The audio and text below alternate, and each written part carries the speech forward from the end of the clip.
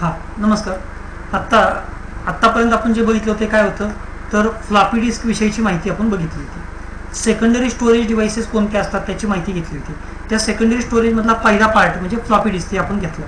आत्ताच्या पार्टमध्ये आपण हार्ड डिस्क, सेकंडरी स्टोरेजमधलं दुसरं पार्ट म्हणजे हार्ड डिस्क जे कॉम्प्युटरच्या आतमध्ये जनरली असतं त्याची माहिती आपण घेणार आहे. कॉम्प्युटरच्या आतमध्ये पण असतं आणि बाहेर दोन्ही प्रकारचं हार्ड डिस्क मिळतं. म्हणजे इंटरनल हार्ड डिस्क आणि एक्सटर्नल हार्ड डिस्क अशा दोन्ही प्रकारामध्ये बाजारात डिस्क मिळतात. त्याची माहिती आपण आता घेणार. हार्ड डिस्क हे जनरली मोठ्या कॅपॅसिटीचे असतात आणि ते शक्यतो कॉम्प्युटरच्या आतमध्ये असल्यामुळं ते पोर्टेबल नसतात. ते काढून घेऊन जाणं वगैरे अवघड होतं, खोलावं लागतो कॉम्प्युटर त्यासाठी. आणि आपण ज्या फाईल्स कॉम्प्युटरमध्ये बनवतो त्या सर्व फाईल्स सेव्ह केल्यानंतर या हार्ड डिस्कच्या आतमध्ये जाऊन स्टोअर होत असतात.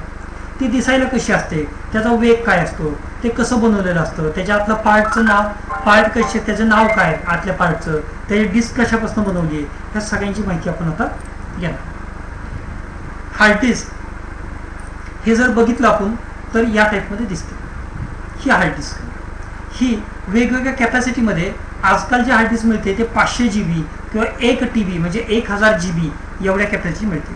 पेनड्राईव्ह आपण बघितला तर pen drive generally 1 GB, 2 GB, 4 GB, 8 GB, 16 GB, 32 GB किंवा 64 GB एवढ्या कॅपॅसिटीपर्यंत मिळतात.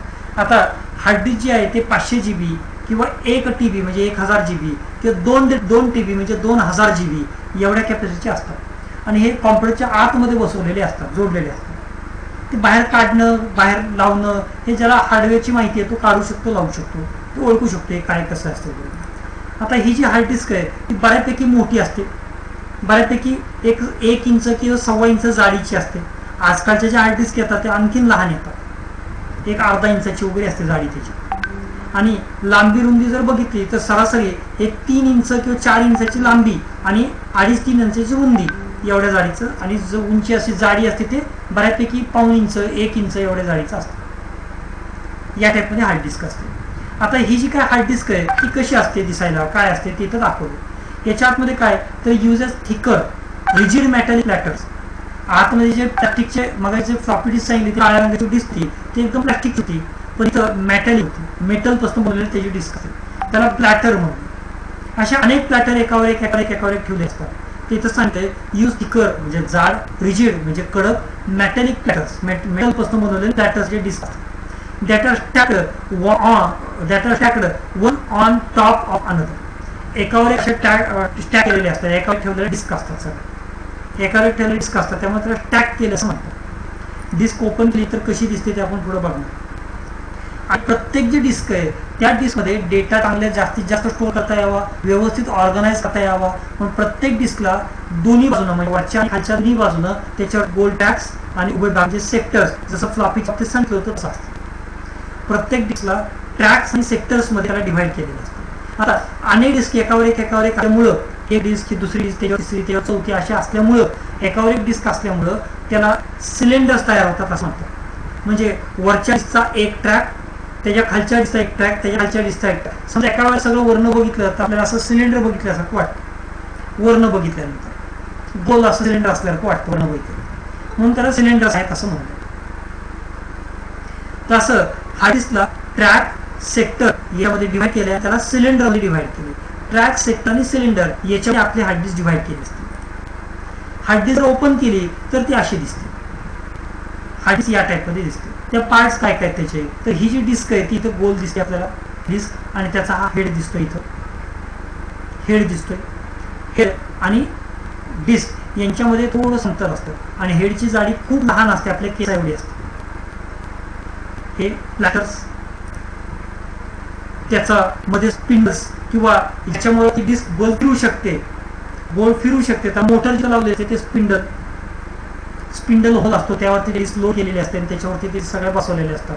तो स्पिंडल किंवा सिलेंडर्स ते. आणि ही केसिंग, हे बाहेरचं बॉडी त्याला केस असं म्हणता येईल, आपल्याला केसिंग म्हणता येईल. आणि हा रीड आणि राईट करण्याचा हेड आणि राईट काढण्यासाठीचा हेड त्याचा. ह्या सगळ्यांच्या हेड जर बघितलं आपण मोठा करून एकदम बारीक सूक्ष्मरित्या ते मोठा बघितलं तर दुर्बिणी खाली बघितलं तसा दिसतो. तो हेड या टाईप दिसतो. हा इथे हेड, हा डेटा रीड अँड राईट करण्यासाठी इथून रीड अँड राईट केला. मग सांगितल्याप्रमाणे केसा एवढ्या जाळीचा तो हेड असल्यामुळं जर त्या डिस्कच्या आतमध्ये जर धुळीचा कण वगैरे झाला आला तर ते दोन्ही एकमेकात धडकून तो क्रॅश होऊ शकतो, म्हणून त्याला हेड क्रॅश असं म्हणतो. हेड क्रॅश होण्यासाठी केवढासा धुळीचा कण कारणीभूत होऊ शकतो तो इथं कळतो. आपली जर तुलना करून बघायचं आहे, त्या डिस्कचा जो हेड असतो तो हेड या नारंगी कलर मध्ये दाखवला, नारंगी कलर मध्ये दाखवलं हेड. तसंच जो स्मोक असतो म्हणजे जो आपल्याला धूर असतो, धुरीचा कण धूर जातोय, धुरीचा स्मोकचा पार्टिकल जो असतो स्मोकचा तो कुठं जातोय, स्मोक पार्टिकल इथं आपण दाखवलं. तो दव ज्याला म्हणतो आपण, तर दवाचा कण केवढा असतो तो इथं आपल्याला हिरव्या रंगात दाखवला. आणि माणसाचा केस हा काळ्या रंगात दाखवला. आणि धुळीचा कण केवढा आहे तो इथं दाखवला, डस्ट पार्टिकल. म्हणजे माणसाच्या केसापेक्षा बारका धुळीचा कण आणि स्मोक पार्टिकल त्या धुळीच्या कणा एवढाच आहे. आणि आपला हेड आहे मधला तो हेड केवढा आहे, म्हणजे केसापेक्षा थोडासा जाडीला थोडासा मोठा आहे. मग केस किंवा धुळीचा कण जर त्या डिस्कच्या आणि त्या हेडच्या मध्ये जर आला तर तो डिस्कला हेड क्रॅश होऊ शकतो. हेड क्रॅश होऊ नये म्हणून खूप काळजी घ्यावी. हेड क्रॅश कधी होतो तर हेडच्या मध्ये आणि डिस्कच्या मध्ये जर काही खराब कण आला किंवा डिस्कचा धुळीचा कण आला किंवा केस आला किंवा स्मोक पार्टिकल आला तर तो हेड क्रॅश होऊ शकतो. मग तसं होऊ नये, मग त्याला प्रोटेक्शनसाठी कव्हरिंग असतं. हार्ड डिस्क कॅटेगरीज कशा आहेत ते आपली.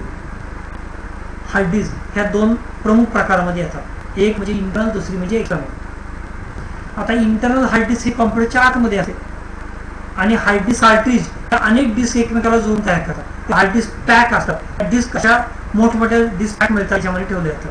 मग आपण उदाहरणामध्ये मायक्रो कॉम्प्युटर किंवा मिनी कॉम्प्युटर, मेनफ्रेम कॉम्प्युटरची माहिती घेताना आपण मिनी कॉम्प्युटर आणि मेनफ्रेम कॉम्प्युटरची माहिती घेताना त्या तुम्हाला सांगितलं होतं ही डिस्क पॅक आहे. कॉम्प्युटरातली जी हार्ड डिस्क आहे ती इंटरनल हार्ड डिस्क आपण म्हणतो. ती इंटरनल हार्ड डिस्क कॉम्प्युटरच्या आतमध्ये असते, 60 मिनिटच्या आत असते, कॅबिनेटच्या आतमध्ये. डेटा खूप मोठ्या प्रमाणात स्टोअर करता येतो त्यामध्ये. ते कुठल्या वर्ड, एक्सेल, पेंट, आउटलुक वगैरे सारखे जे सॉफ्टवेअर असतात, अनेक प्रकारचे सॉफ्टवेअरचा डेटा त्यामध्ये स्टोअर करतो. त्याची कॅपॅसिटी खूप चांगली असते, खूप जास्त असते. Floppy, pen drive, CD, hard disk, CD वगैरेपेक्षा त्याची कॅपॅसिटी किती असते तर जुन्या काळात ते 300 GB जास्तीत जास्त असायची. म्हणून इथं तुम्हाला कॅपॅसिटी सांगताना 320 GB पर्यंत सांगितले. आताची कॅपॅसिटी किती येते, 500 GB, 1000 GB, 2 DB वगैरेपर्यंत येते. त्याचा स्पीड किती आहे तर 7200 RPM आहे. मगाशी आपण बघितलं 7200 RPM न ते वेगाने फिरू शकतो. आता ही एक्सटर्नल हार्ड डिस्क, बाहेरनं जोडण्यासारखी हार्ड डिस्क. ही हार्ड डिस्क आपण पेन ड्राईव्ह सारखं बाहेरनं जोडता येते. त्याला वायर असते, वायर जोडून आपण कॉम्प्युटरच्या कॅबिनेटला, लॅपटॉपला ते आपण वायरद्वारे जोडता येते आणि सुद्धा बाहेर घेऊन जाता येते. म्हणजे पेन ड्राईव्ह पेक्षा कितीतरी जास्त कॅपॅसिटी असते. 1 TB, 2 TB म्हणजे 1000 GB, 2000 GB एवढ्या कॅपॅसिटी हार्ड डिस्क बाहेरनं आपण घेऊ शकतो. अर्थात थोडीशी पेन ड्राईव्ह पेक्षा मोठी असते, काढता येण्यासारखी असते. कॉम्प्युटर जोडून ते काढता येतं म्हणून त्याला रिन्युएबल होते. हार्ड डिस्क कार्ट्रिज असतात, ते डेटा वगैरे स्टोअर करता येतो. आपल्याला खूप महत्त्वाचा डेटा, आपण सतत वापरण्यासारखा डेटा, नेहमी लागणारा डेटा, महत्त्वाचा डेटा याच्यामध्ये स्टोअर करणं गरजेचं असतं. आणि त्याची कॅपॅसिटी हे जनरली रेग्युलर हार्ड डिस्कच असतं. 20 GB ते 500 GB पूर्वी असायचं. आता 2 TB, 3 TBच्या हार्ड डिस्क मिळतात बाजारात. तिसरं हार्ड डिस्क पॅक, जे मग सांगितलं ते हार्ड डिस्क पॅक अटॅकमध्ये येतं. हे असे रॅक सारखं मिळतात आणि हे रॅक किंवा पॅक ते घेऊन जाण्यासाठी अवघड असतं, बोजड असतं. त्यामुळे ते शक्यतो बाहेर नेत नाहीत. ते मेनफ्रेम कॉम्प्युटर, सुपर कॉम्प्युटर याच्या वापरले जातात. रिन्युएबल असतात, अर्थात काढता येतं. खूप भयानक मोठ्या प्रमाणात त्याचा डेटा होतो. म्हणजे किती स्टोअर होतं तर TB मध्ये म्हणजे 1000, 2000 TB, GB सांगत नाही, TB सांगतो. 1000 GB म्हणजे 1 TB म्हणता येतं. मग 1000 TB, 2000 TB एवढा डेटा त्यात स्टोअर होतो. आणि तो mini computer, mainframe computer, super computer याच्यामध्ये ते वापरलं. आपल्यासारखं